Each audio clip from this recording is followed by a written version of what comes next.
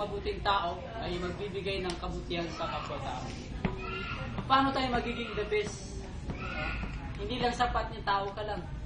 Pinakamagandang tao, pinakamabuting tao ay meron siyang magbibigay na kabutihan sa iba. Kuya, paano yung ibang Muslim? Yung katulad sa mga Busayaf? Paano yun? May judgment rin Yan ay sila? mga Muslim sa paniniwala lang. Paniniwala lang? Oo, mga Muslim sila sa paniniwala. Pero, pag sunod sa batas ng Islam, wala na sila. Kasi hindi naman pinabutos ng Islam na mag-kidnap ka. Wala yan, labag yan. Hindi pinagutos ng Islam na papatay ka ng tao na wala sa batas.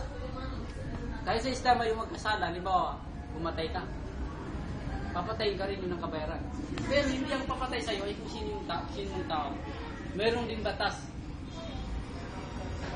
Ibig sabihin, hindi mo pa sa Islam, hindi mo pinilagay.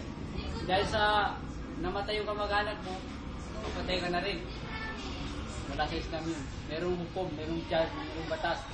At merong mga tao na binigyan trabaho sa Islam, sila yung kikitin doon.